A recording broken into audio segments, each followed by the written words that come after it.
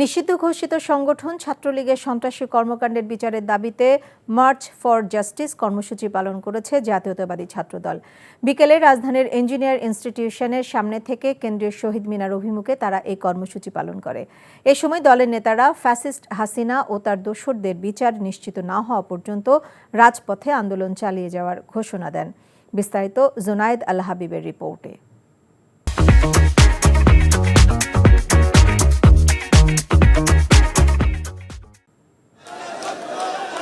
March for justice কর্মসূচিকে ঘিরে সকাল থেকেই রাজধানীর রমনা ইঞ্জিনিয়ার ইনস্টিটিউশনের সামনে জড়ো হতে থাকেন নেতাকর্মীরা। বিকেল ৩টায় শুরু হয় আনুষ্ঠানিক পদযাত্রা। এ সময় কয়েক হাজার নেতাকর্মীর পদচারণায় মুখর হয়ে ওঠে রাজপথ। সবার কণ্ঠে ছিল হাসিনা ও তার দোসরদের বিচার নিশ্চিতের দাবি।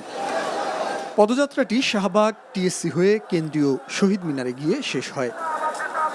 পদযাত্রা পরবর্তী সমাবেশে ছাত্র নেতারা বলেন, গত ১৬ বছরের আন্দোলন সংগ্রামকে অস্বীকার করে কেউ যদি নতুন ইতিহাস রচনা করতে চায়, সেই ইতিহাস আস্তা করে ছুঁড়ে ফেলা হবে।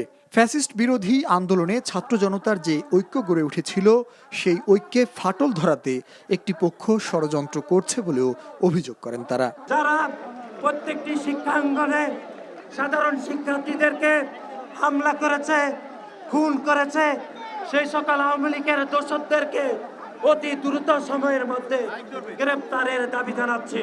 বাংলাদেশের স্বাধীনতা সার্বভৌমত্ব রক্ষায় আমরা বাংলাদেশের সকল ছাত্র সংগঠন এক এবং ঐক্যবদ্ধ রয়েছি, কিন্তু যারা এই জুলাই আগস্টের আন্দোলনকে কুক্ষিগত করতে চায়, যারা এক কৃতিত্ব দাবি করতে চায়, তারা যেন এই ঐক্যকে বিনষ্ট করতে না পারে, সেজন্য তারা যেন দায়িত্বশীল ভূমিকা পালন করে।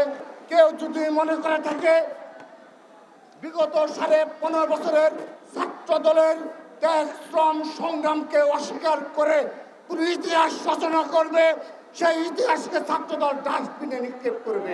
এ সময় যত দ্রুত সম্ভব জুলাই অভ্যুত্থানে যারা বিশ্ববিদ্যালয়গুলোতে হামলা করেছিল তাদের চিহ্নিত করে ছাত্রত্ব বাতিল সহ শাস্তি নিশ্চিতের দাবি জানান তারা। জুনায়েদ আল হাবিব, এনটিভি নিউজ, ঢাকা।